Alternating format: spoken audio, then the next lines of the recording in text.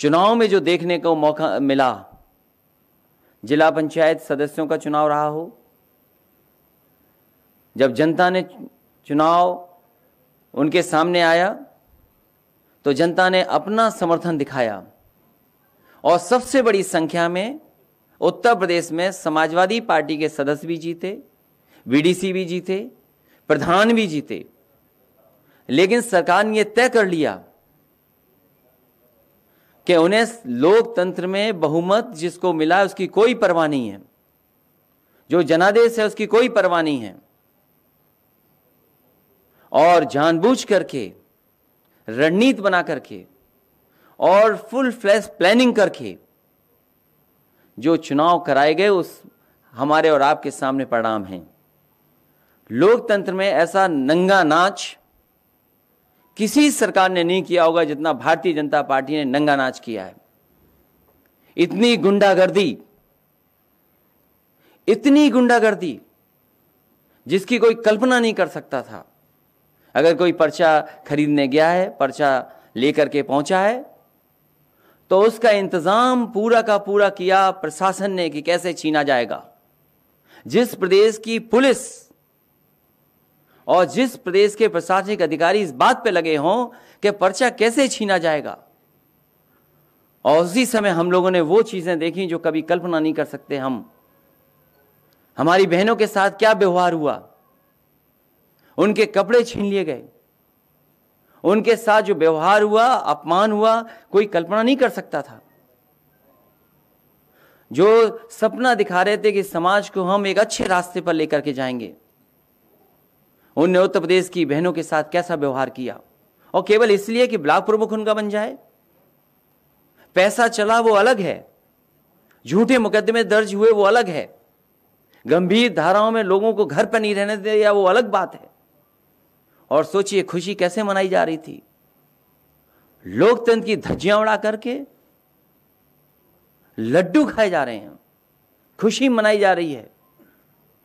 ये योगी नहीं हो सकते।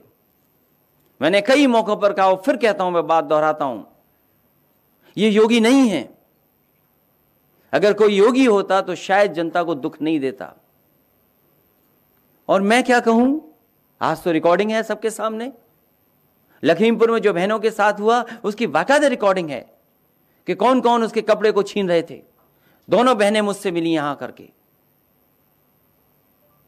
दोनों बहनों से मैं मिला और हमने भरोसा दिलाया कि पूरे के पूरा उनके सम्मान के लिए समाजवादी पार्टी उनके साथ खड़ी दिखाई देगी।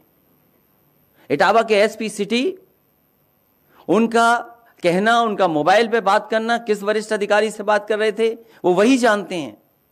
लेकिन वो खुद कह रहे हैं कि भारतीय जनता पार्टी के जिलाध्यक्ष, भारतीय जनता पार्टी के विधायक, भारतीय जनता पार्टी के कार्यकर्ता ये बम, ये इस तरह का पथराव और इस तरह की कानून व्यवस्था खराब कर रहे हैं। जहां नहीं जीत सकते थे चुनाव, वहां सोचिए बराबर करके चुनाव जीत लिया, बराबर कर करके चुनाव जीत लिया। और संज्ञान में कौन ले इस बात को? एसपी सिटी अपमानित हो जाए, एसपी सिटी झापड़ खा जाए, पत्रकार खुलेआम पिटे उन्नाव में, प्रदेश के दूसरे हिस्सों में पत्रकार पिटे, इस सरकार को उसकी परवाह नहीं। वो भी लोकतंत्र के धज्जियां उड़ते हुए बधाई दे रहे हैं। इससे ज्यादा शर्मनाक काम और कुछ हो नहीं सकता। यह सब जनता ने देखा है और समय आने पर जनता हिसाब किताब करेगी और जनता इनको सबक सिखाने का भी काम करेगी। शायद पूरे पॉलिटिकल कैरियर में अभी तक मैंने गुंडा शब्द इस्तेमाल नहीं किया था। जब से पंचायत के चुनाव देखे हैं टीवी पर और लोगों ने बताया और जानकारी की कि भारतीय जनता पार्टी से बड़ी गुंडागर्दी वाली पार्टी कोई हो नहीं सकती। और प्रशासन का साथ लेकर के गुंडागर्दी करना, ये लोकतंत्र में नई परिभाषा तय की है।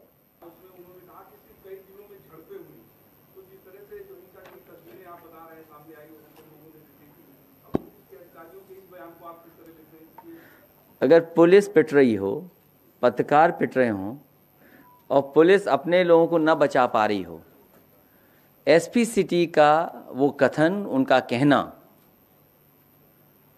सरकार को स्वयं संज्ञान लेकर के उन दोषी लोगों के खिलाफ कार्रवाई कर देनी चाहिए। अगर एसपी सिटी उस समय कह रहे हैं कि भारतीय जनता पार्टी के जिलाध्यक्ष, भारतीय जनता पार्टी के विधायक, भारतीय जनता पार्टी के कार्यकर्ता बम चला रहे हैं, पत्थरबाजी कर रहे हैं, पीट रहे हैं, मुझे थप्पड़ मारा है, अगर पुलिस उस समय हाथ खड़े कर लेगी तो आप किससे उम्मीद करोगे न्याय? क्या ये वरिष्ठ अधिकारियों को शोभा दे रहा है कि उनका ही सहपाठी, उनका ही सहयोगी इस तरीके से अपमानित हो रहा हो? और सवाल